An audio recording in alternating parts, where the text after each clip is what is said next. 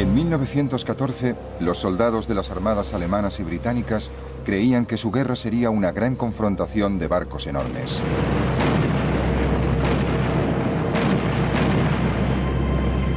Pero en toda la guerra hubo solo un enfrentamiento naval.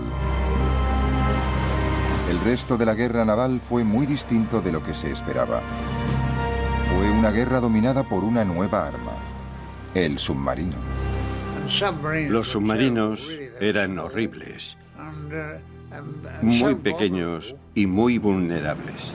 Fue una guerra de bloqueos y hundimientos a gran escala, y que antes de la victoria final fue fuente de desengaños y desastres. Sobre todo fue una guerra de innovación y avances tecnológicos sorprendentes, desde los cielos hasta la profundidad de los océanos.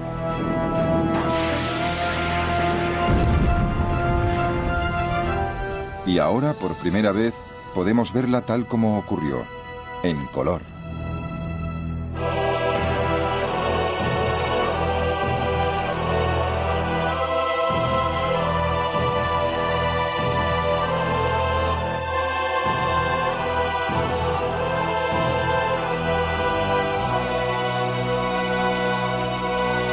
Primera Guerra Mundial en color. Asesinos en el mar.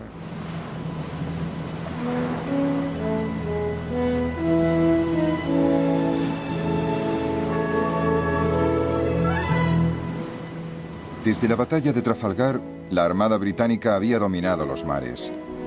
Las exhibiciones de antes de la guerra, como la revista de Spithead, servían para mostrar su poder.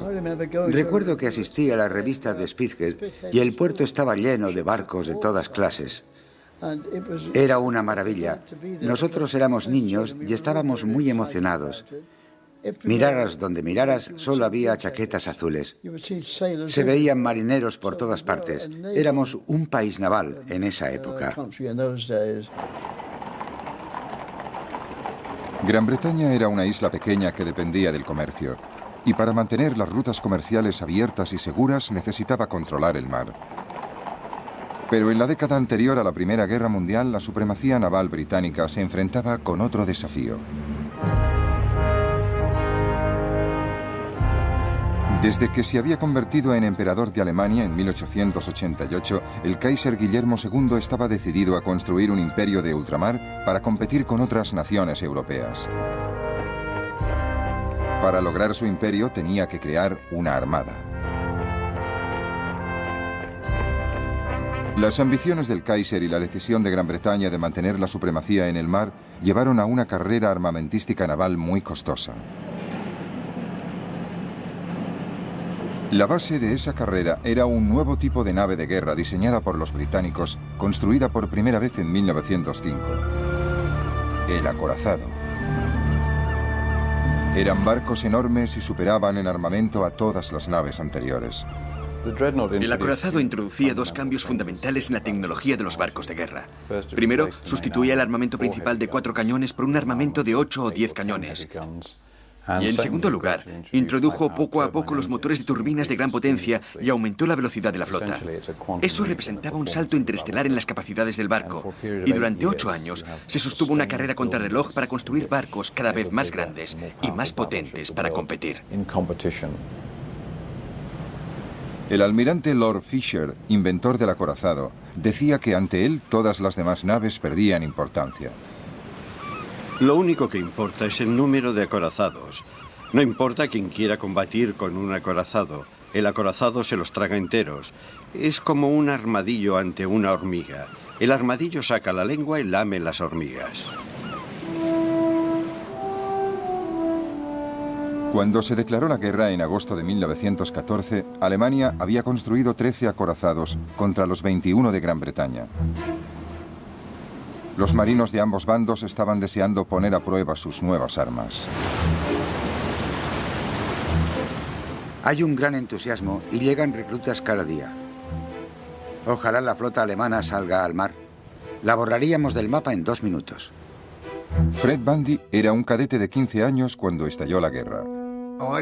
Yo sabía que el Kaiser era alguien con quien no debía tratarme y que si tenía ocasión de dispararle, le dispararía si tenía ocasión, vaya. En cuanto pudo, Fred Bundy se alistó a tiempo completo. Me pareció maravilloso. En la trinchera, por ejemplo, tenía que saltar para que me llenaran de plomo y esas cosas. Y si podía alistarme en la armada, los barcos siempre han sido mi sueño.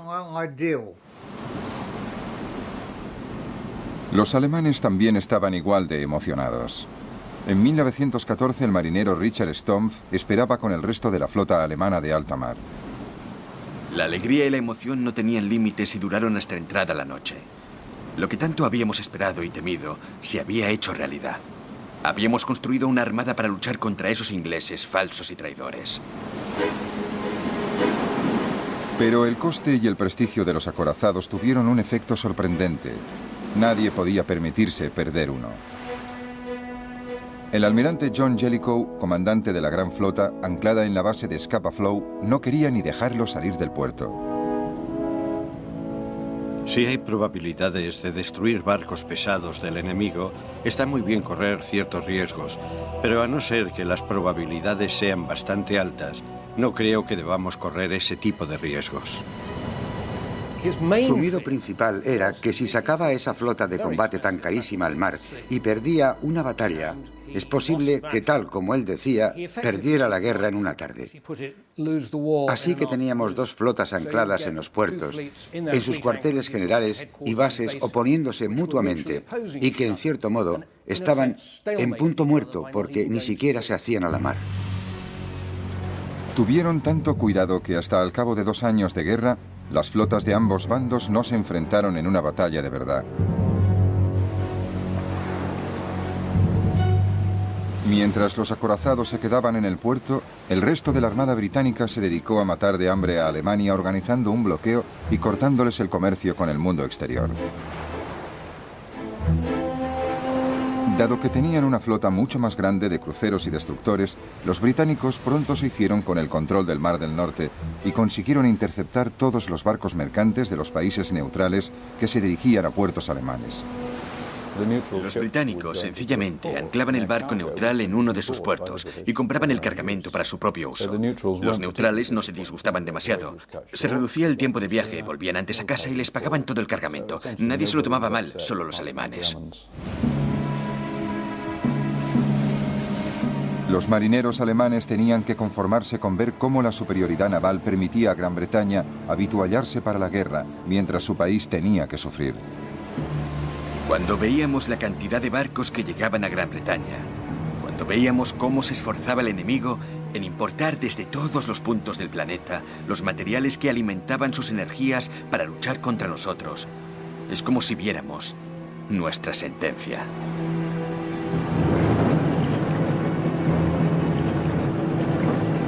Pero llegó un arma que revolucionó la guerra naval, el submarino o subbarco, como lo llamaban los alemanes.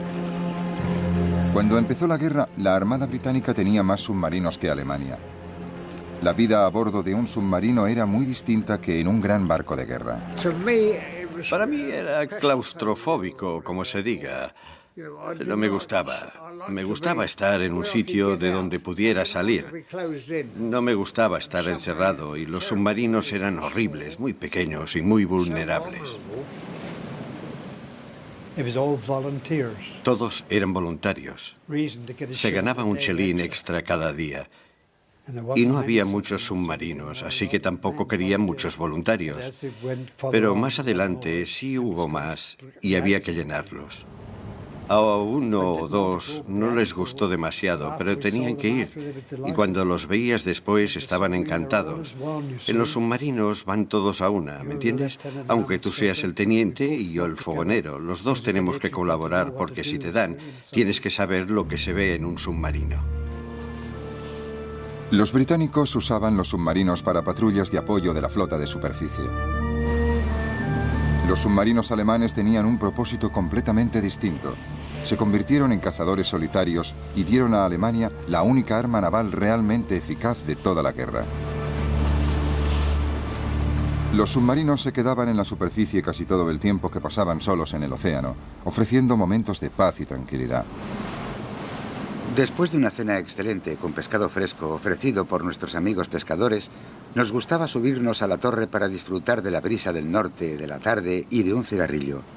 Los tonos grises y violetas sustituían el brillo de la puesta de sol, pero la luz duraba un poco más. Bajo el agua, cuando el submarino iba en busca de su presa, la vida era muy diferente. La atmósfera bajo el agua era algo indescriptible. Un golpe tremendo de calor me echó hacia atrás. El termómetro marcaba casi 45 grados. Los hombres estaban sobre los motores con la mínima ropa posible. Y sus caras agotadas y tensas, sucias de gasolina y de grasa, parecían calaveras. En septiembre de 1914, esta nueva amenaza submarina mostró su potencial de destrucción. 3 naves de combate británicas un poco anticuadas, el Aboukir, el Hawk y el Cressy, fueron hundidas en un solo día por un submarino alemán. Un guardiamarina británico escribió a su casa contando cómo sobrevivió. Querida abuela, he vivido algo muy emocionante. Nos ha despertado un choque tremendo y todo el barco ha temblado. El Aboukir se hundió de repente y nos dejamos caer por la borda hasta el agua. Nadé hasta el Hawk y estaba subiendo a bordo cuando también lo atacaron y se hundió en 3 minutos. Entonces nadé hasta el Cressy y allí me dieron una taza de chocolate, pero cuando la terminaba lo hundieron también. Volví a saltar y me recogieron cuando llevaba 3 horas en el agua. Otros 1.400 marinos perdieron la vida. El submarino conseguía acercarse a su objetivo sin ser visto. Pero cuando se trataba de mercantes, el factor sorpresa pasaba de ser una cualidad única a convertirse en un problema legal y diplomático. Según las leyes internacionales, un barco de guerra atacante de cualquier bando debía dar señales de aviso a los mercantes para que se detuvieran, abordarlos e inspeccionar el cargamento. Si el cargamento resultaba ser una ayuda para el enemigo, el atacante estaba obligado a dejar que la tripulación mercante abandonara el barco sana y salva. Solo entonces podían hundirlo. Naturalmente, detener a los barcos y seguir todo el procedimiento robaba a los submarinos todas las ventajas que tenían al atacar barcos mercantes. Era un arma traicionera, un arma indigna de los británicos, como dijo un comentarista británico. Los comandantes de submarinos, frustrados, empezaron a saltarse las reglas, hundiendo barcos mercantes sin previo aviso, pero alegando que sus objetivos transportaban munición o incluso que eran los británicos quienes los hundían y no ellos. La propaganda alemana intentó convencer al mundo que seguían respetando la ley y que incluso remolcaban barcos mercantes hasta un puerto seguro. A principios de 1915, la farsa se acabó. El Kaiser y sus comandantes decidieron dar carta blanca a los submarinos. La guerra en las trincheras del frente occidental estaba en punto muerto. Los alemanes no lograban ningún avance contra los británicos y franceses en tierra. La única forma de avanzar era cortarle a Gran Bretaña las rutas comerciales que le daban la vida. El 22 de febrero, Alemania declaró la guerra submarina sin restricciones.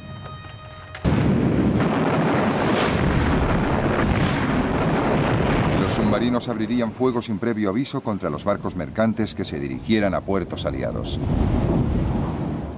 La guerra submarina sin restricciones era como un último recurso. Se decían, intentémoslo, a lo mejor funciona. Hay una cierta desesperación. Creo que la Armada alemana pensaba que no estaban consiguiendo lo que pensaban que conseguirían. No estaban luchando con acorazados, pero pensaban que si no hacían algo, los soldados del frente occidental dirían, ¿para qué estamos luchando y muriendo cuando la Armada no hace nada? Para las tripulaciones de los submarinos fue un alivio y una celebración. Por fin ha llegado. Se ha declarado la guerra submarina sin restricciones. Nos hemos librado de un peso que hemos cargado desde el día que estalló la guerra.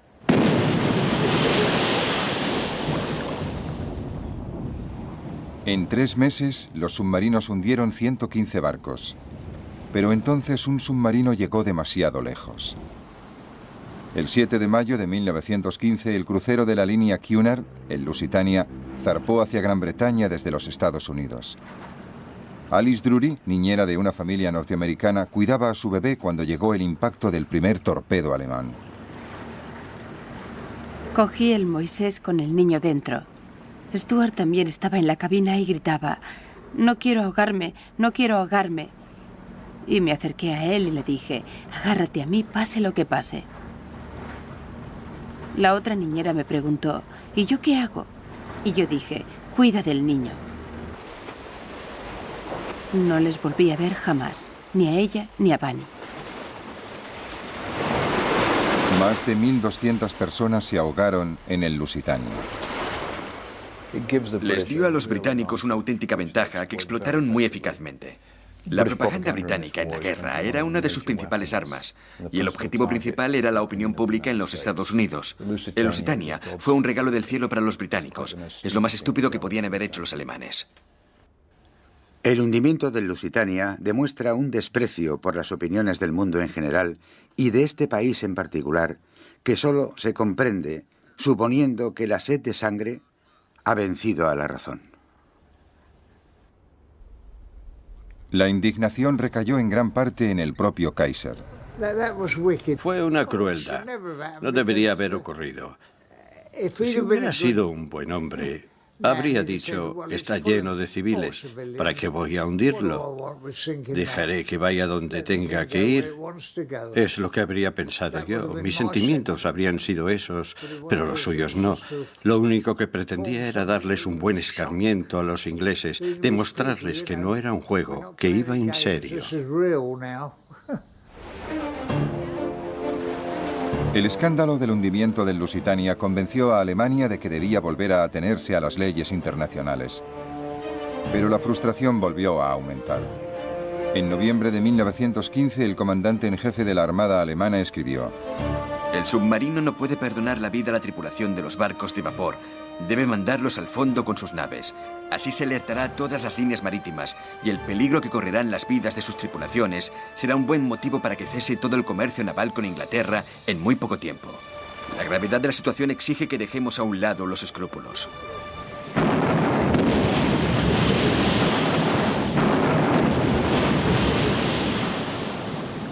En febrero de 1916 volvió a desatarse la guerra submarina sin restricciones y la indignación también. Tal como se ha demostrado en las últimas semanas, no pueden usarse submarinos contra los barcos mercantes sin violar toda una serie de principios sagrados de justicia y humanidad. Nuestro comercio estaba sujeto a los ataques de un enemigo invisible. Un torpedo podía hundirles antes de que pudieran enviar una llamada de socorro o intentar escapar.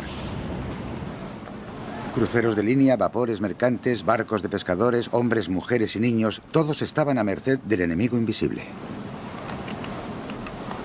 En la primavera de 1916, temiendo que los Estados Unidos se vieran provocados y entraran en la guerra, Alemania dio por acabada su segunda campaña de guerra submarina sin restricciones, durante la cual sus submarinos habían hundido 212 barcos.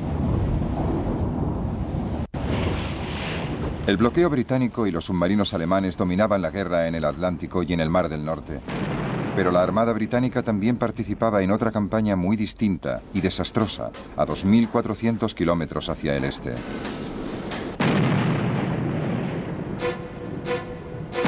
Cuando estalló la guerra, el hombre que estaba a cargo de la Armada Británica era el jefe primero del almirantazgo, Winston Churchill. Al ver que la guerra de trincheras en el frente occidental no iba a ninguna parte, Churchill creyó que la Armada ofrecía otra vía para ganar la guerra. Su plan era atacar al aliado de Alemania, Turquía. Winston Churchill decidió que un ataque sobre Turquía a través del estrecho de los Dardanelos obligaría a Turquía a retirarse de la guerra, permitiría a Gran Bretaña suministrar armas a Rusia y ayudaría a vencer a Alemania quitándole a sus aliados. El objetivo era emprender una gran maniobra estratégica para ganar la guerra atacando en otro punto. En febrero de 1915, los barcos británicos y franceses empezaron a bombardear las fortalezas turcas que defendían los Dardanelos.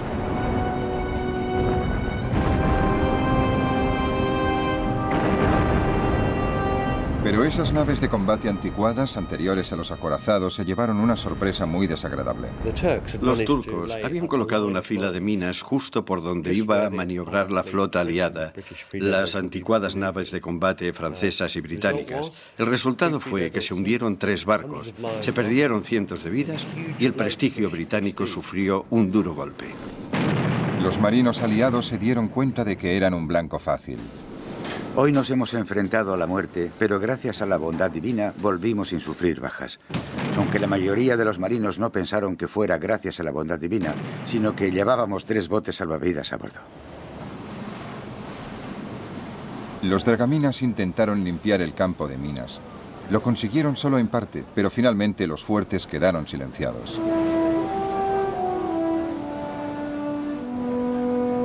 El 25 de abril, un grupo de soldados británicos, franceses, australianos y neozelandeses, conocido como Anzac, desembarcó en la península de Galípoli. Tengo una gran sensación de miedo y de inseguridad. He comprendido que muchos de los soldados que van a bordo de estos barcos se dirigen a una muerte segura. Me imaginé a cientos de ellos abatidos antes de alcanzar la costa, y luego cegados mucho antes de llegar a salir de las playas y alcanzar las posiciones turcas. Los turcos eran unos defensores excelentes y muy bien dirigidos.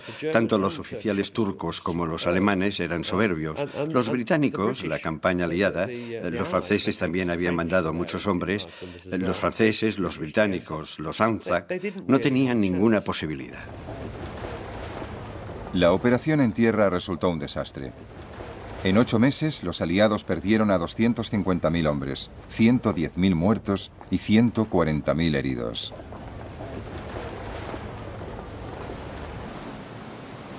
En enero de 1916 se evacuó a las tropas. Churchill se vio obligado a abandonar su cargo. Después del fracaso de la ofensiva de Galípoli, Gran Bretaña y sus aliados no volvieron a intentar ninguna otra gran ofensiva marítima en toda la guerra. Fue la última gran operación anfibia. Eso significa que la lucha se centró en el continente europeo y que todos los combates se libraron en tierra. A diferencia del ejército, parecía que la marina tendría una guerra tranquila. Vigilancias, bloqueos y los detalles de la vida a bordo. No podían traer bastante agua para que se bañaran todos, así que no pudimos bañarnos. Teníamos un barreño de agua y nos la echábamos por encima como los pájaros.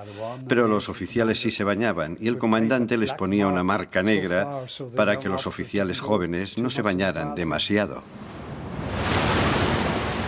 La monótona rutina diaria de guardia, descanso, otra guardia y el único consuelo, el más habitual. Teníamos un corneta que destilaba licores y nosotros íbamos y llenábamos la petaca de ron. Nos pasamos toda la Primera Guerra Mundial tomando ron. Luego cenábamos y había que limpiarlo todo, pero estaba todo sucio y pegajoso. Os digo una cosa. En todos los barcos, hasta en los de combate, había cucarachas y esas cosas. Así que vivías con las cucarachas y para mí, que ellas llevaban una vida más pura que nosotros.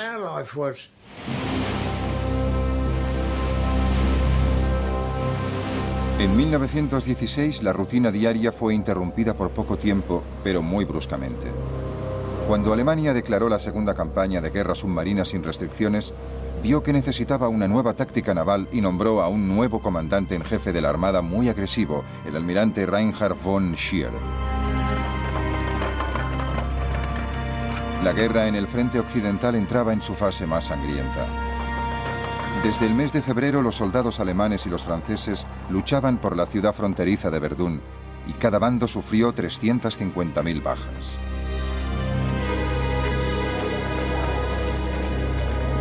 Los comandantes navales alemanes comprendían que no podían quedarse sentados viendo cómo masacraban a sus soldados. Tenían que hacer algo.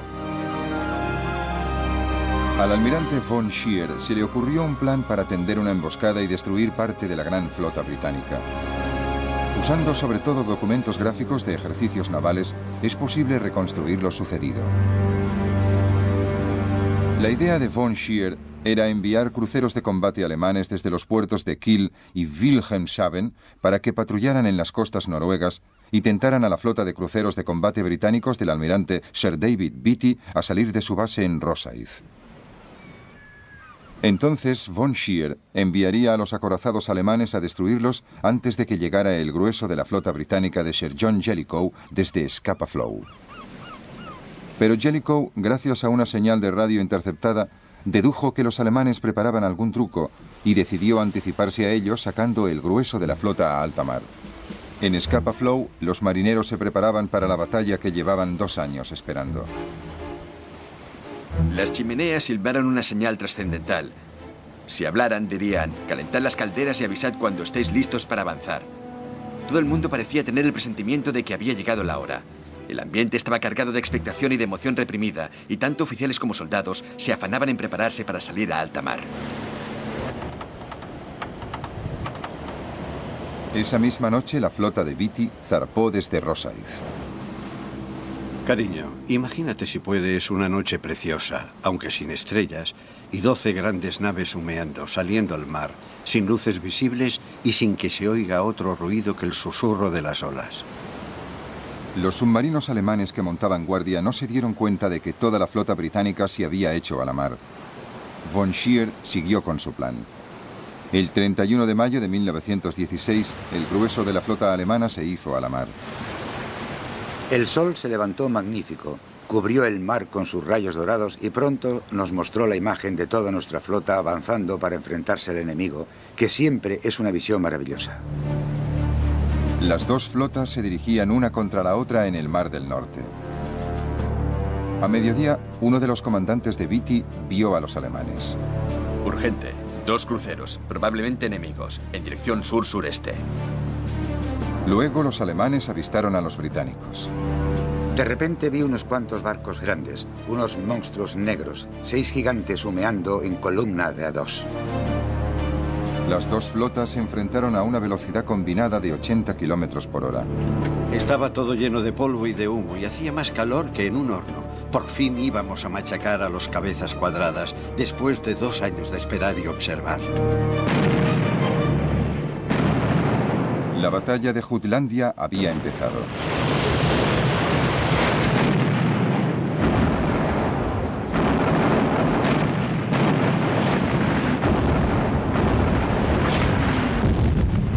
La primera parte fue un gran desastre para los británicos. Por desgracia para Beatty, sus barcos no disparaban muy bien. Tenían la desventaja de la luz y el tiempo, pero no se habían ejercitado demasiado y las naves de combate alemanas tenían una potencia de armas superior. 2 barcos británicos, el Queen Mary y el Indefatigable, estallan y se hunden, perdiendo a casi todas sus tripulaciones. Oímos una explosión tremenda que hizo estallar la proa. Luego oí otra explosión. Me hundí a bastante profundidad y cuando volví a la superficie solo vi restos y petróleo flotando en la superficie.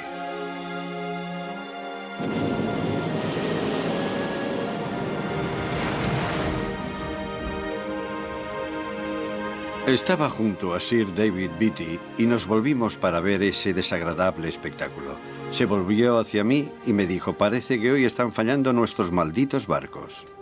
El problema no eran los barcos, sino la forma que tenían Beatty y su escuadra de usarlos. La velocidad era lo principal, así que las precauciones de seguridad que se introdujeron, como las puertas que se cerraban y había que abrir, eran un estorbo. Además, habían pasillos cerrados. Un impacto en una torreta podía producir una explosión cuya onda llegaría instantáneamente hasta la Santa Bárbara, donde había 120 toneladas de explosivo listas para estallar. Las consecuencias eran devastadoras. El barco entero estallaba, y eso fue lo que ocurrió con el Infatigable y el Queen Mary. Con sus barcos dañados, Beatty se dirigió hacia el norte para encontrarse con la flota de Jellicoe. Von Scheer lo persiguió. Al cabo de pocas horas, los alemanes se encontraron frente a frente con el grueso de la flota británica. Es un momento trascendental en la vida de cualquiera. Recuerdo que pensé para mí, hemos perdido mucho y más que vamos a perder, pero no nos importa perder lo que haga falta mientras se enfrenten las dos flotas. Y allí empezó la batalla de Jutlandia. Entonces la Marina británica demostró su superioridad.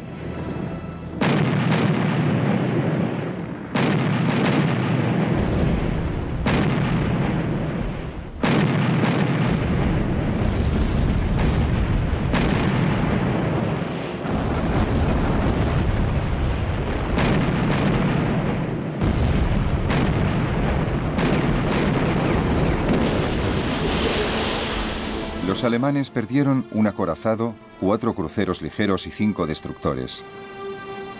Pero los británicos también perdieron otro crucero de combate, el Invincible. De casi 1000 hombres a bordo, solo 6 sobrevivieron. La tripulación de otro barco cercano, el Indomitable, vio cómo se hundía. Los jóvenes oficiales del Indomitable teníamos negros presentimientos desde el día en que zarpamos. Los suboficiales del Invincible subieron a bordo y tuvimos una noche de alegría y diversión. Y ahora, todos duermen en el fondo del mar.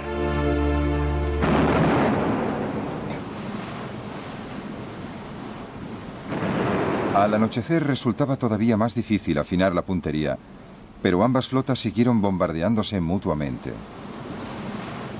La noche fue quizás más extraña y espantosa que el día. De vez en cuando se oía una explosión tremenda y se levantaban grandes llamaradas de 30 metros de altura. Estos ataques duraron toda la noche, hasta el amanecer.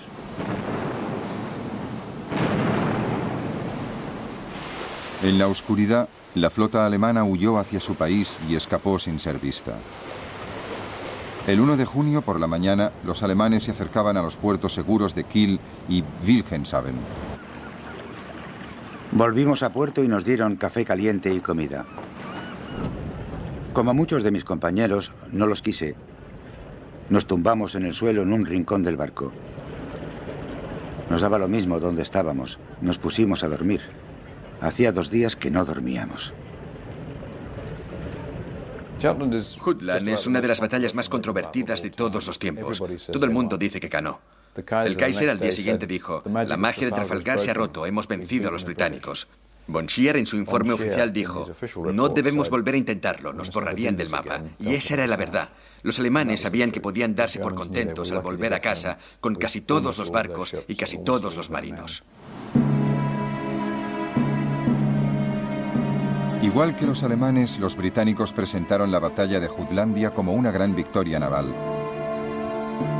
Pero Jellicoe sabía que sus pérdidas habían sido bastante más graves que las alemanas, tanto en barcos como en vidas. Sin embargo, aún controlaba el Mar del Norte. Para la Marina alemana fue como volver a la casilla de salida. En el frente occidental se mantenía el equilibrio de fuerzas. Los británicos habían lanzado su ofensiva en el Somme con 600.000 bajas. Pero el Somme había costado también mucha sangre alemana. La Marina alemana, con su flota de superficie metida en el puerto, solo podía ayudar a la infantería volviendo a la guerra submarina sin restricciones. En febrero de 1917 se tomó la decisión fatal.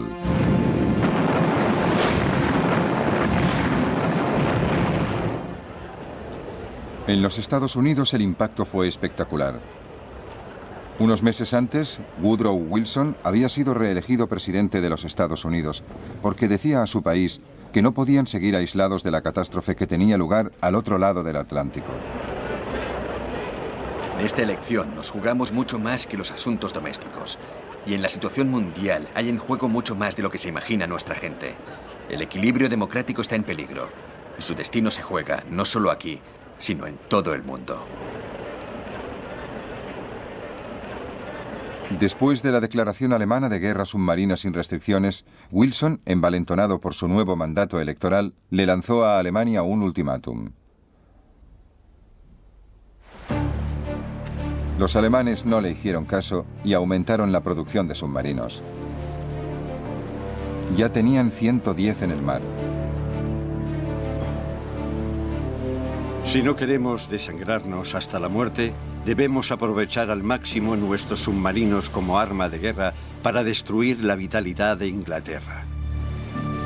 Durante los meses de febrero y marzo de 1917, los submarinos lograron hundir por lo menos 500 barcos.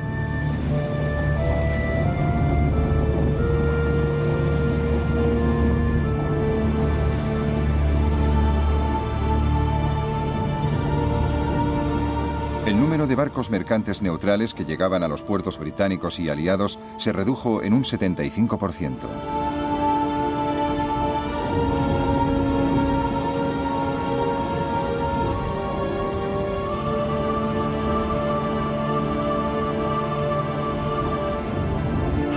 Algunos capitanes de submarino alcanzaron unas cifras de barcos hundidos increíbles.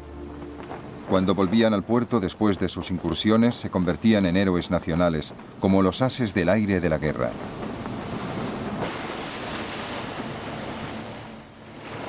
Los alemanes usaron toda clase de trucos propagandísticos para ensalzar como héroes a los capitanes de submarino y a su tripulación. Ondeaban banderas, mostraban emblemas de la cantidad de barcos que habían hundido, hacían reportajes sobre ellos. Les convirtieron en héroes del celuloide. ¿Y este barquito gris que acaba de sumergirse bajo las olas ha logrado todas esas victorias? ¿Es posible? ¿Podríais imaginaros que una nave tan pequeña e insignificante interrumpiera la misión de toda una flota grande y poderosa? Cómo envidio a los hombres de su tripulación. El éxito de los submarinos alemanes provocó racionamientos de comida en Gran Bretaña. Incluso las tropas del frente occidental tuvieron que apretarse el cinturón. 1917 fue una mala época para los aliados. Pero los Estados Unidos estaban cada vez más cerca de la guerra.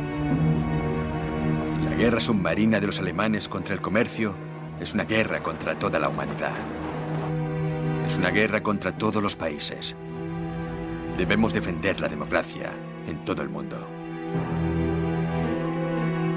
El 6 de abril, los Estados Unidos por fin declararon la guerra a Alemania. Los británicos recibieron a sus aliados con los brazos abiertos.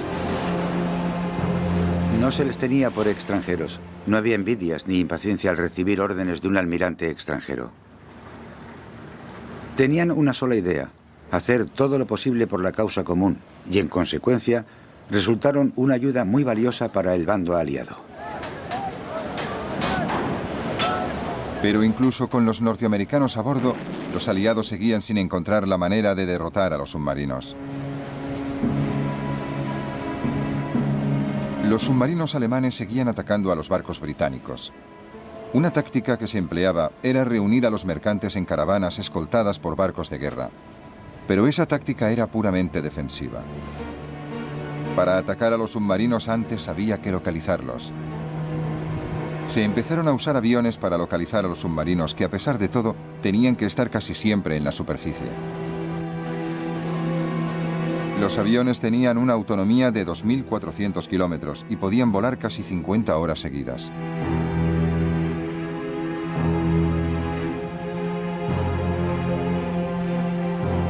Los barcos volantes y los hidroaviones iban armados con torpedos, bombas y ametralladoras para atacar a los submarinos que encontraran en la superficie.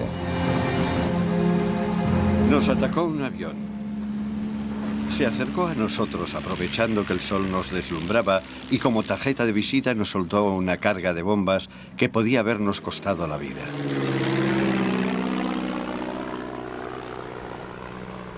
Para encontrar a los submarinos bajo el mar, los aliados usaban una nueva técnica: el hidrófono. Era un micrófono que se colocaba bajo el agua y detectaba el sonido de los motores eléctricos de un submarino. Entonces se podía calcular a qué profundidad se escondía. Luego se ponía en juego otra arma nueva: las cargas de profundidad, que eran minas lanzadas desde los barcos y reguladas para que estallaran a una profundidad determinada. Una carga de profundidad estalló con un ruido tremendo.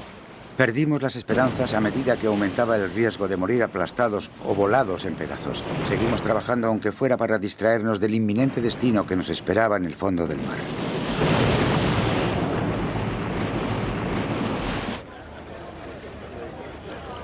Otra idea británica fue la barrera de Dover, una barrera de redes y minas calculada para detener a los submarinos que atravesaran el canal. Los campos de minas empezaron a proliferar por el Mar del Norte. En 1918 los aliados colocaron 70.000 minas para evitar que los submarinos alemanes pudieran penetrar en el Atlántico. Resulta muy desagradable cuando el barco choca con el cable escondido de una mina. Y la muerte salta y choca contra la quilla.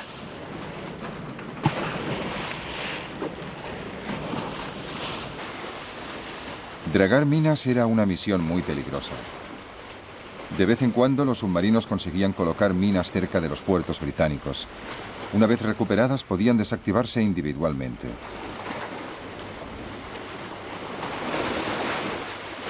En el mar entró en funciones la figura del dragaminas, que empezaron siendo barcos de pesca de arrastre adaptados. Preguntad a cualquiera que sirviera en el mar entre 1914 y 1918 cuál era el trabajo más peligroso, monótono y desagradable de toda la guerra naval. 9 de cada 10 os responderán: el de los dragaminas.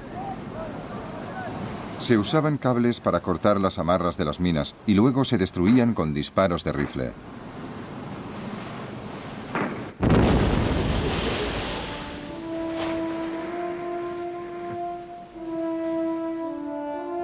Un invento ingenioso era el cebo para submarinos o nave camuflada.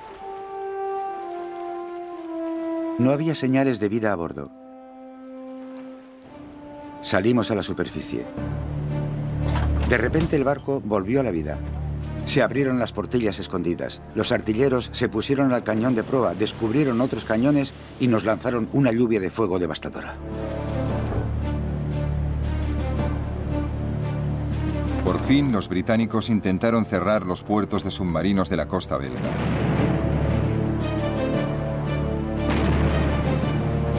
Se enviaron unas naves muy extrañas, que eran poco más que plataformas para ametralladoras del 38, para abrir fuego contra las baterías de ametralladoras alemanas que protegían los puertos de los submarinos.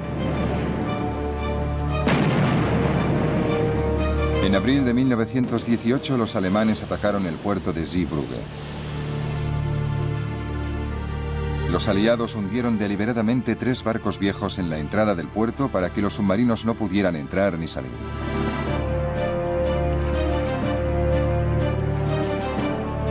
Durante la operación, el crucero británico Vindictive quedó muy dañado y tuvo suerte al poder volver a Inglaterra.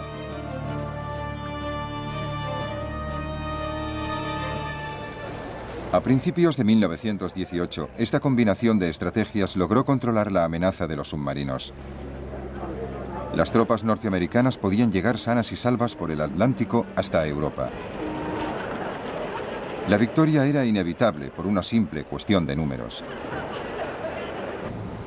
Pero los británicos también habían vencido la batalla del bloqueo, en parte por su disposición a aceptar el racionamiento. La carne, la mantequilla y la margarina se convirtieron en lujos, y las patatas eran la dieta diaria.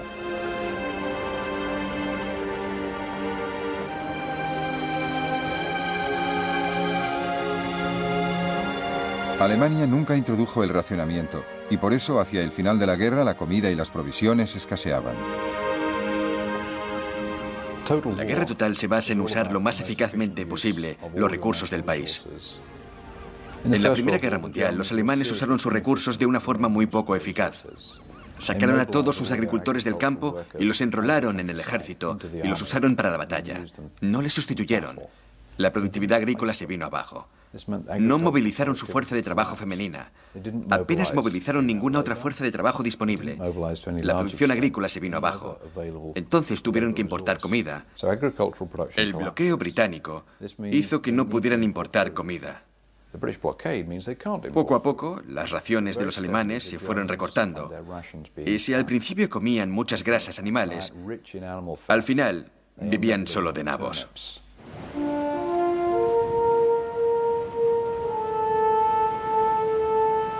La guerra naval había empezado con la carrera de los acorazados y hacia el final la flota de navíos británicos y norteamericanos parecían simbolizar la victoria aliada en el mar. Pero ese no fue el verdadero conflicto naval. Las naves de combates enormes eran en cierto modo las descendientes de la época de Nelson, como la idea de lanzar una cantidad enorme de metal a gran distancia y destruir al enemigo. Durante la Primera Guerra Mundial, ese concepto de grandes flotas nacionales que se enfrentan y luchan y deciden el resultado de la guerra se demostró totalmente equivocado. La guerra había cambiado, la nobleza y la elegancia habían cambiado. Ahora lo que importaba era la logística, la supervivencia, la protección del comercio y la derrota del enemigo. Los acorazados todavía sufrieron una ironía final. El 10 de junio de 1918, el acorazado estrella de la Marina austríaca, el Sven-Isvan, zarpó hacia el Adriático. Inmediatamente fue tocado por 2 torpedos italianos. Tardó solo 3 horas y media en hundirse. Lo más sorprendente es que murieron solo 89 hombres. Pero la derrota de la gran nave de guerra fue evidente para todos.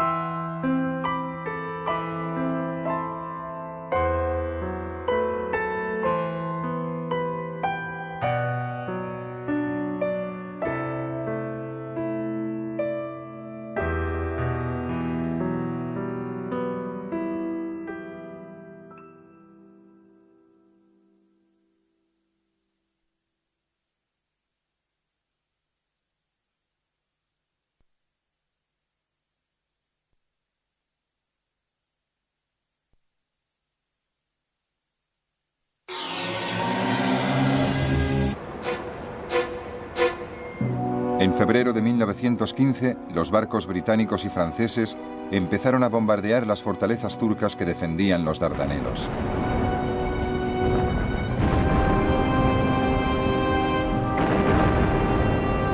Pero esas naves de combate anticuadas, anteriores a los acorazados, se llevaron una sorpresa muy desagradable. Los turcos habían colocado una fila de minas justo por donde iba a maniobrar la flota aliada, las anticuadas naves de combate francesas y británicas. El resultado fue que se hundieron 3 barcos, se perdieron cientos de vidas y el prestigio británico sufrió un duro golpe. Los marinos aliados se dieron cuenta de que eran un blanco fácil. Hoy nos hemos enfrentado a la muerte, pero gracias a la bondad divina volvimos sin sufrir bajas. Aunque la mayoría de los marinos no pensaron que fuera gracias a la bondad divina, sino que llevábamos 3 botes salvavidas a bordo. Los dragaminas intentaron limpiar el campo de minas. Lo consiguieron solo en parte, pero finalmente los fuertes quedaron silenciados.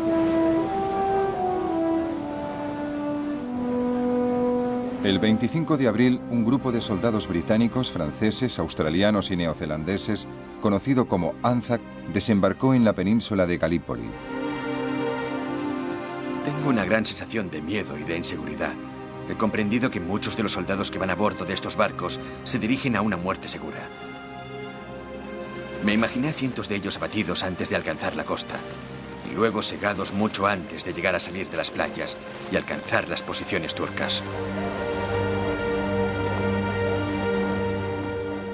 Los turcos eran unos defensores excelentes y muy bien dirigidos. Tanto los oficiales turcos como los alemanes eran soberbios. Los británicos, la campaña aliada, los franceses también habían mandado muchos hombres. Los franceses, los británicos, los Anzac, no tenían ninguna posibilidad. La operación en tierra resultó un desastre. En 8 meses, los aliados perdieron a 250.000 hombres, 110.000 muertos y 140.000 heridos.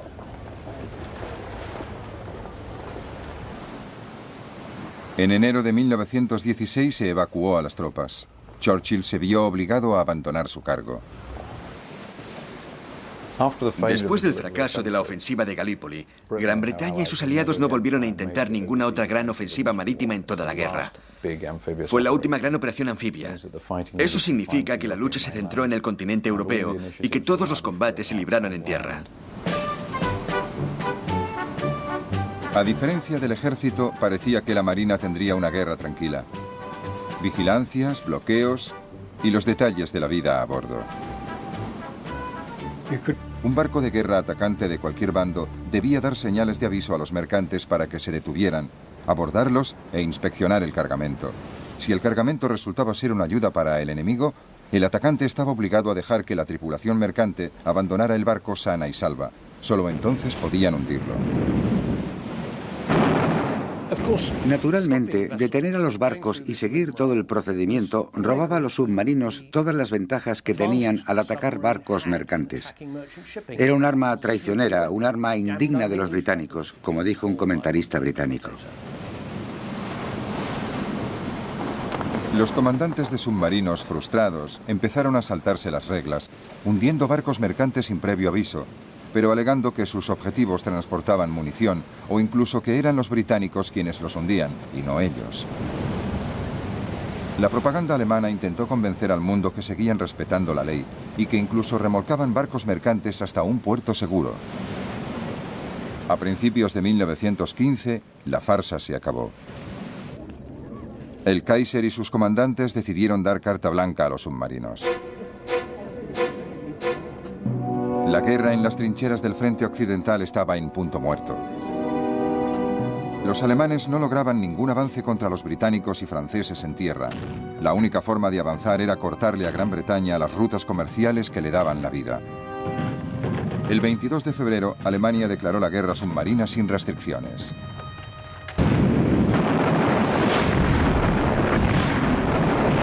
Los submarinos abrirían fuego sin previo aviso contra los barcos mercantes que se dirigieran a puertos aliados.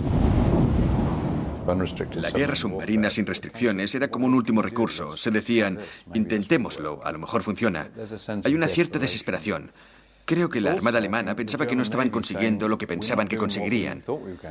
No estaban luchando con acorazados, pero pensaban que si no hacían algo, los soldados del frente occidental dirían, ¿para qué estamos luchando y muriendo cuando la Armada no hace nada? Para las tripulaciones de los submarinos fue un alivio y una celebración. Por fin ha llegado. Se ha declarado la guerra submarina sin restricciones. Nos hemos librado de un peso que hemos cargado desde el día que estalló la guerra.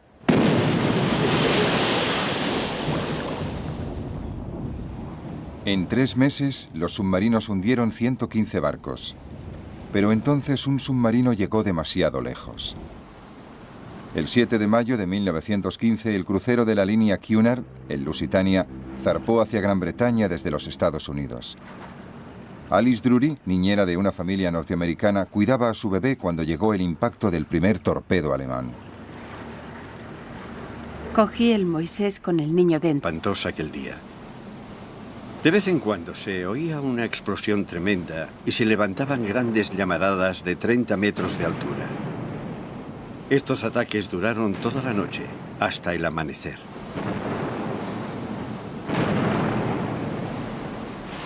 En la oscuridad, la flota alemana huyó hacia su país y escapó sin ser vista. El 1 de junio, por la mañana, los alemanes se acercaban a los puertos seguros de Kiel y Wilhelmshaven. Volvimos a puerto y nos dieron café caliente y comida. Como muchos de mis compañeros, no los quise. Nos tumbamos en el suelo en un rincón del barco. Nos daba lo mismo donde estábamos. Nos pusimos a dormir. Hacía 2 días que no dormíamos. Jutland es una de las batallas más controvertidas de todos los tiempos. Todo el mundo dice que ganó. El Kaiser al día siguiente dijo, la magia de Trafalgar se ha roto, hemos vencido a los británicos. Von Scheer en su informe oficial dijo, no debemos volver a intentarlo, nos borrarían del mapa. Y esa era la verdad. Los alemanes sabían que podían darse por contentos al volver a casa con casi todos los barcos y casi todos los marinos. Igual que los alemanes, los británicos presentaron la batalla de Jutlandia como una gran victoria naval. Pero Jellicoe sabía que sus pérdidas habían sido bastante más graves que las alemanas, tanto en barcos como en vidas. Sin embargo, aún controlaba el Mar del Norte. Para la Marina alemana fue como volver a la casilla de salida. En el frente occidental se mantenía el equilibrio de fuerzas. Los británicos habían lanzado su ofensiva en el Somme con 600.000 bajas. Pero el Somme había costado también mucha sangre alemana. La Marina alemana, con su flota de superficie metida en el puerto, solo podía ayudar a la infantería volviendo a la guerra submarina sin restricciones. En febrero de 1917 se tomó la decisión fatal.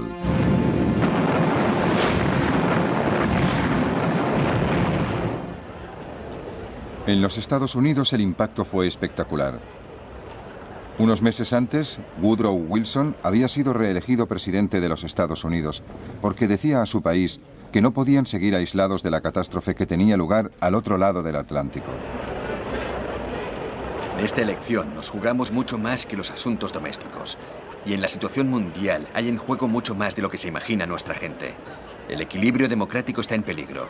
Y su destino se juega no solo aquí, sino en todo el mundo.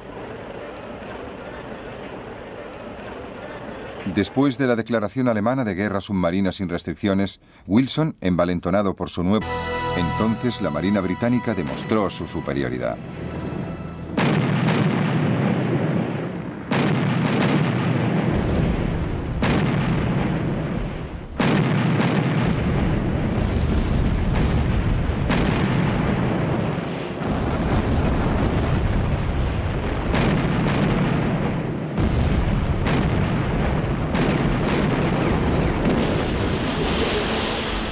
Los alemanes perdieron un acorazado, 4 cruceros ligeros y 5 destructores. Pero los británicos también perdieron otro crucero de combate, el Invincible. De casi 1000 hombres a bordo, solo 6 sobrevivieron. La tripulación de otro barco cercano, el Indomitable, vio cómo se hundía. Los jóvenes oficiales del Indomitable teníamos negros presentimientos desde el día en que zarpamos. Los suboficiales del Invincible subieron a bordo y tuvimos una noche de alegría y diversión. Y ahora, todos duermen en el fondo del mar.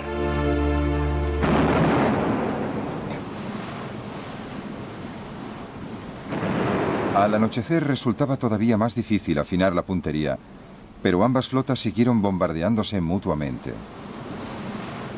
La noche fue quizás más extraña y espantosa que el día. De vez en cuando se oía una explosión tremenda y se levantaban grandes llamaradas de 30 metros de altura. Estos ataques duraron toda la noche, hasta el amanecer.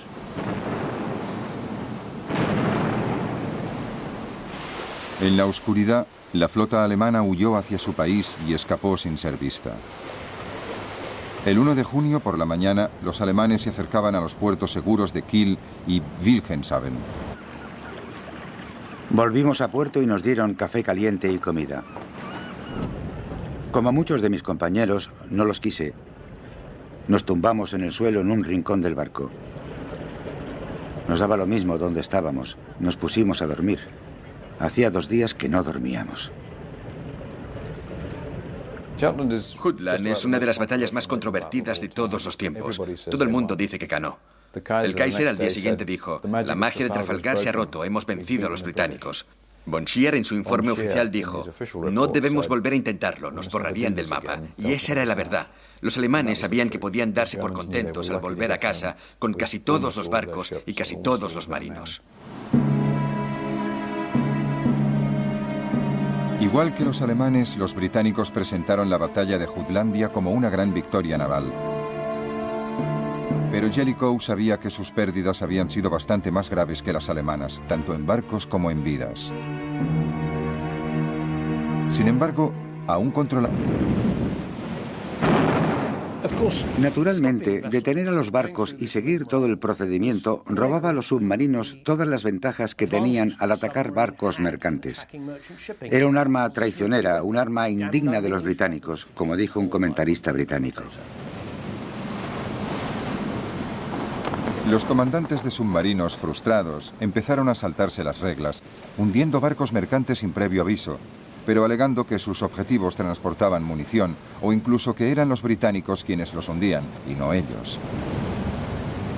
La propaganda alemana intentó convencer al mundo que seguían respetando la ley y que incluso remolcaban barcos mercantes hasta un puerto seguro.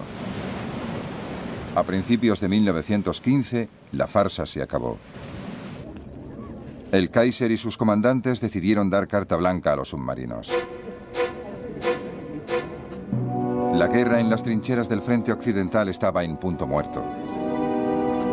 Los alemanes no lograban ningún avance contra los británicos y franceses en tierra.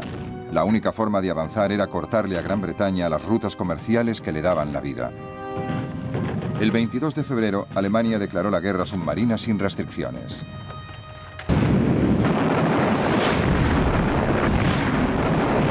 Los submarinos abrirían fuego sin previo aviso contra los barcos mercantes que se dirigieran a puertos aliados. La guerra submarina sin restricciones era como un último recurso. Se decían, intentémoslo, a lo mejor funciona. Hay una cierta desesperación. Creo que la Armada alemana pensaba que no estaban consiguiendo lo que pensaban que conseguirían. No estaban luchando con acorazados, pero pensaban que si no hacían algo, los soldados del frente occidental dirían, ¿para qué estamos luchando y muriendo cuando la Armada no hace nada? Para las tripulaciones de los submarinos fue un alivio y una celebración. Por fin ha llegado. Se ha declarado la guerra submarina sin restricciones. Nos hemos librado de un peso que hemos cargado desde el día que estalló la guerra.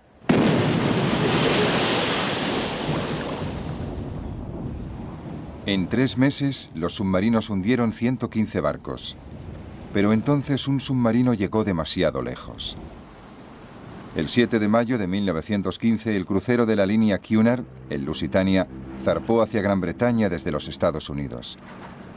Alice Drury, niñera de una familia norteamericana, cuidaba a su bebé cuando llegó el impacto del primer torpedo alemán. Cogí el Moisés con el niño dentro. Stuart también estaba en la cabina y gritaba, «No quiero ahogarme, no quiero ahogarme».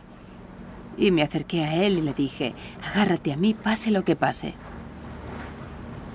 La otra niñera me preguntó, ¿y yo qué hago? Y yo dije, cuida del niño.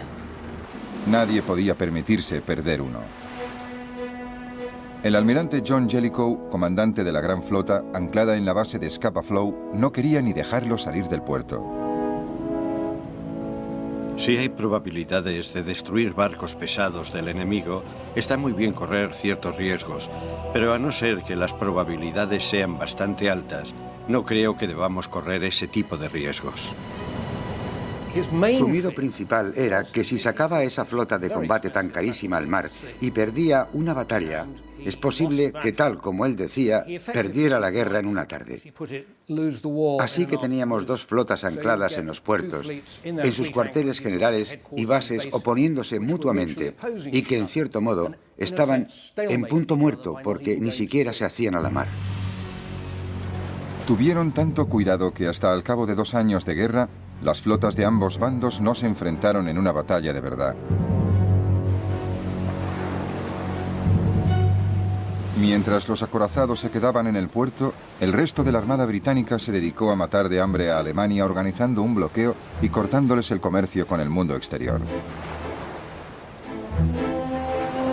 Dado que tenían una flota mucho más grande de cruceros y destructores, los británicos pronto se hicieron con el control del Mar del Norte y consiguieron interceptar todos los barcos mercantes de los países neutrales que se dirigían a puertos alemanes.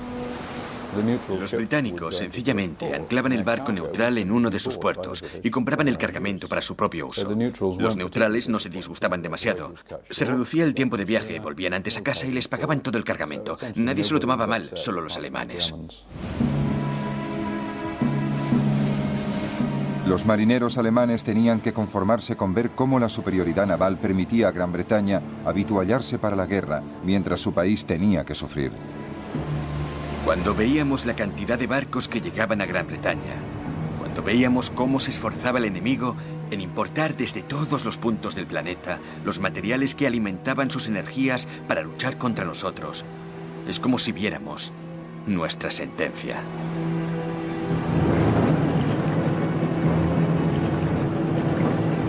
Pero llegó un arma que revolucionó la guerra naval: el submarino o subbarco, como lo llamaban los alemanes. Cuando empezó la guerra, la Armada Británica tenía más submarinos que Alemania. La vida a bordo de un submarino era muy distinta que en un gran barco de guerra. Para mí era claustrofóbico, como se diga. No me gustaba. Me gustaba estar en un sitio de donde pudiera salir. No me gustaba estar encerrado y los submarinos eran horribles, muy pequeños y muy vulnerables. En abril de 1918 los alemanes atacaron el puerto de Zeebrugge.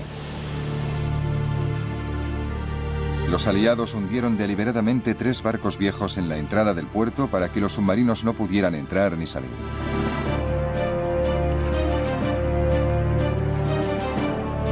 Durante la operación, el crucero británico Vindictive quedó muy dañado y tuvo suerte al poder volver a Inglaterra.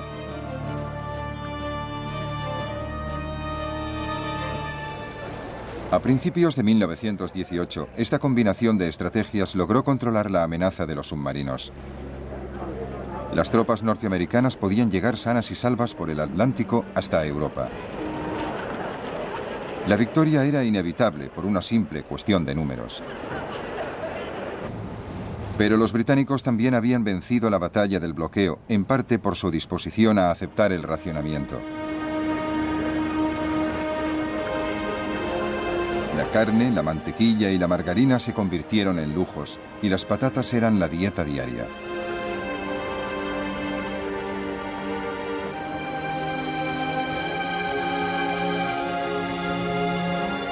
Alemania nunca introdujo el racionamiento, y por eso hacia el final de la guerra la comida y las provisiones escaseaban.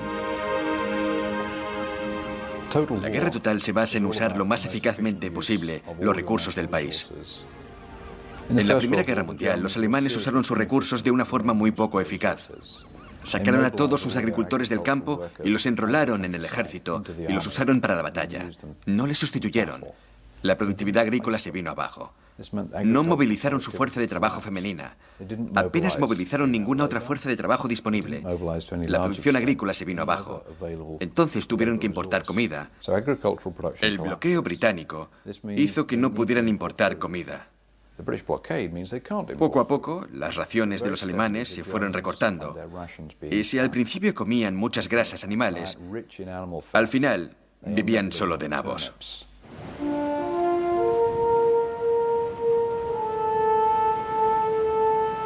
La guerra naval había empezado con la carrera de los acorazados, y hacia el final la flota de navíos británicos y norteamericanos parecían simbolizar la victoria aliada en el mar.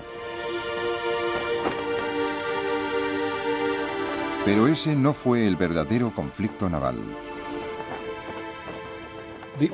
Las naves de combates enormes eran en cierto modo las descendientes de la época de Nelson, como la idea de lanzar una cantidad enorme de metal a gran distancia y destruir al enemigo. Durante la Primera Guerra Mundial, ese concepto de grandes flotas nacionales que se enfrentan y luchan y deciden el resultado de la guerra se demostró. Los planes de submarino alcanzaron unas cifras de barcos hundidos increíbles.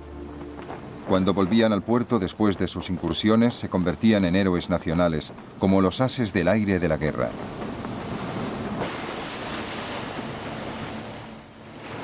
Los alemanes usaron toda clase de trucos propagandísticos para ensalzar como héroes a los capitanes de submarino y a su tripulación. Ondeaban banderas, mostraban emblemas de la cantidad de barcos que habían hundido, hacían reportajes sobre ellos. Les convirtieron en héroes del celuloide.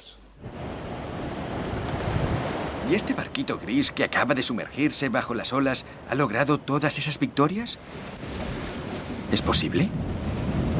¿Podríais imaginaros que una nave tan pequeña e insignificante interrumpiera la misión de toda una flota grande y poderosa? Cómo envidio a los hombres de su tripulación. El éxito de los submarinos alemanes provocó racionamientos de comida en Gran Bretaña.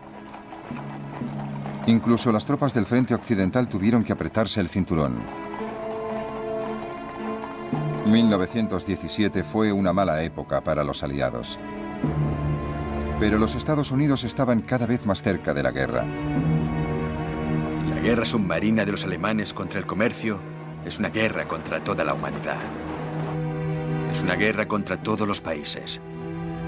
Debemos defender la democracia en todo el mundo. El 6 de abril, los Estados Unidos por fin declararon la guerra a Alemania. Los británicos recibieron a sus aliados con los brazos abiertos. No se les tenía por extranjeros. No había envidias ni impaciencia al recibir órdenes de un almirante extranjero.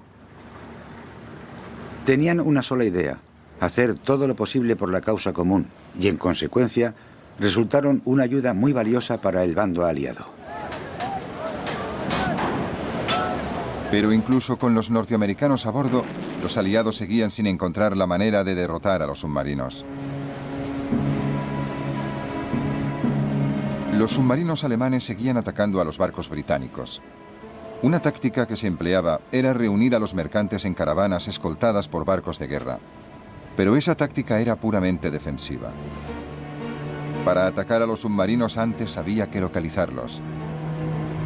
Se empezaron a usar aviones para localizar a los submarinos que, a pesar de todo, tenían que estar casi siempre en la superficie. Los aviones tenían una autonomía de 2.400 kilómetros y podían volar casi 50 horas seguidas.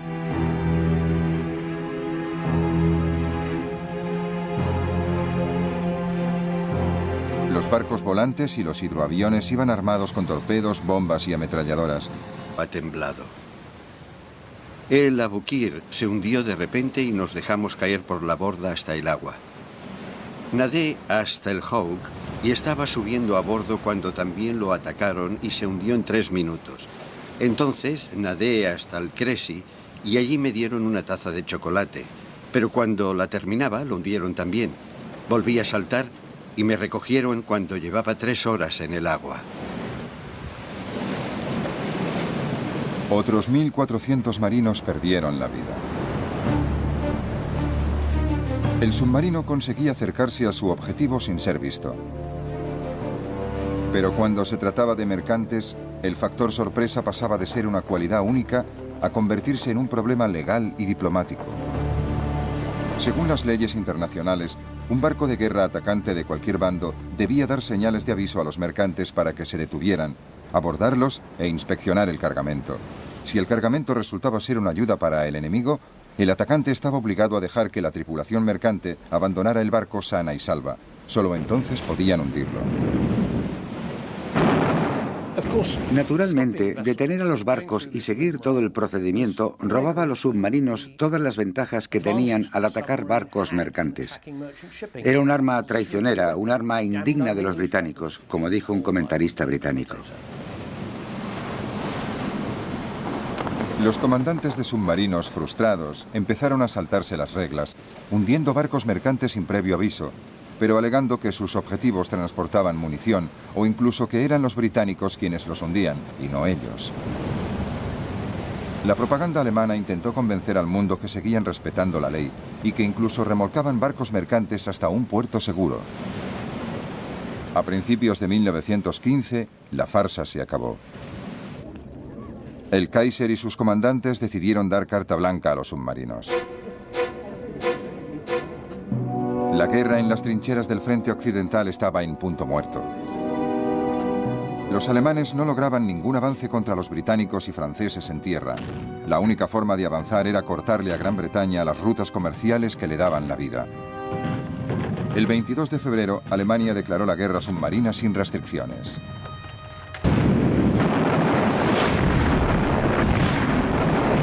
Los submarinos abrirían fuego sin previo aviso contra los barcos mercantes que se dirigieran a puertos aliados. La guerra submarina sin restricciones era como un último recurso. Se decían, intentémoslo, a lo mejor funciona. Hay una cierta desesperación. Creo que la Armada alemana pensaba que no estaban consiguiendo lo que pensaban que conseguirían. No estaban luchando con acorazados, pero pensaban que si no hacían algo, los soldados del frente occidental dirían, ¿para qué estamos luchando y Nos muriendo? hemos enfrentado a la muerte, pero gracias a la bondad divina volvimos sin sufrir bajas. Aunque la mayoría de los marinos no pensaron que fuera gracias a la bondad divina, sino que llevábamos 3 botes salvavidas a bordo. Los dragaminas intentaron limpiar el campo de minas. Lo consiguieron solo en parte, pero finalmente los fuertes quedaron silenciados.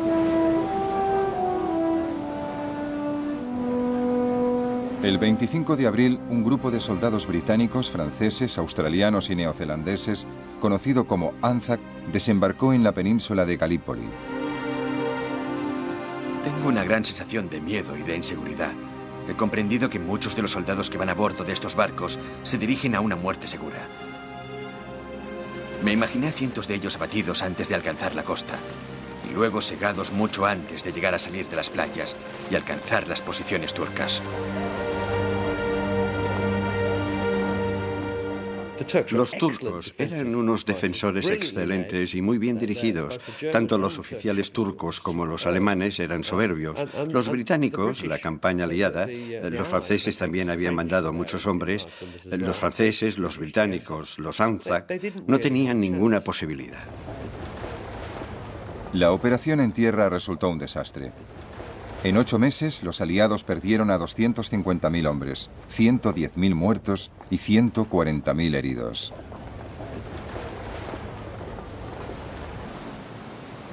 En enero de 1916 se evacuó a las tropas. Churchill se vio obligado a abandonar su cargo. Después del fracaso de la ofensiva de Galípoli, Gran Bretaña y sus aliados no volvieron a intentar ninguna otra gran ofensiva marítima en toda la guerra. Fue la última gran operación anfibia. Eso significa que la lucha se centró en el continente europeo y que todos los combates se libraron en tierra. A diferencia del ejército, parecía que la marina tendría una guerra tranquila. Vigilancias, bloqueos y los detalles de la vida a bordo. No podían traer bastante agua para que se bañaran todos, así que no pudimos bañarnos. Teníamos un barreño de agua y nos la echábamos por encima como los pájaros. Pero los oficiales sí se bañaban y el comandante les ponía una marca negra para que los oficiales jóvenes no se bañaran demasiado. La monótona rutina diaria de guardia, descanso, otra guardia y el único consuelo, el más habitual. Teníamos un corneta que destilaba licores y nosotros íbamos y llenábamos la petaca de ron. Nos pasamos toda la Primera Guerra Mundial tomando ron. Que eran minas lanzadas desde los barcos y reguladas para que estallaran a una profundidad determinada. Una carga de profundidad estalló con un ruido tremendo. Perdimos las esperanzas a medida que aumentaba el riesgo de morir aplastados o volados en pedazos. Seguimos trabajando aunque fuera para distraernos del inminente destino que nos esperaba en el fondo del mar.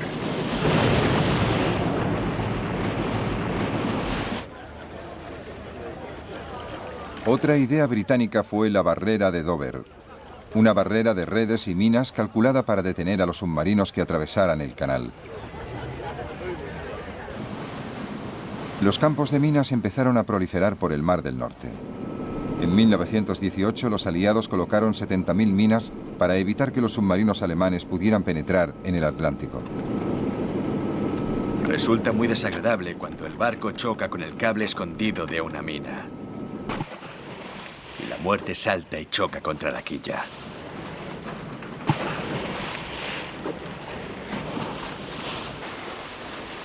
Dragar minas era una misión muy peligrosa. De vez en cuando los submarinos conseguían colocar minas cerca de los puertos británicos. Una vez recuperadas podían desactivarse individualmente.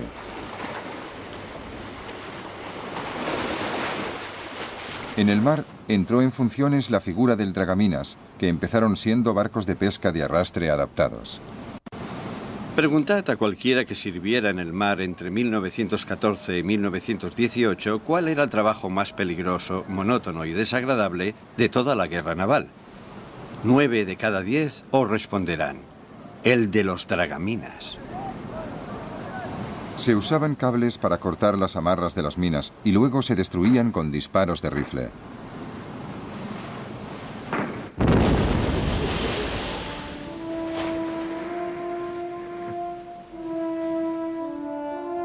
Un invento ingenioso era el cebo para submarinos o nave camuflada.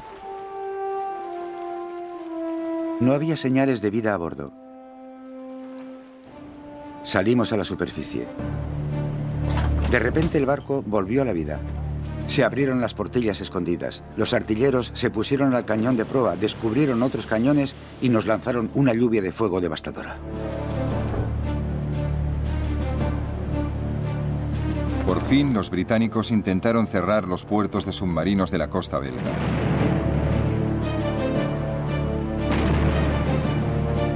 Se enviaron unas naves muy extrañas, que eran poco más que plataformas para ametralladoras del 38, para abrir fuego contra las baterías de ametralladoras alemanas que protegían los puertos de los submarinos.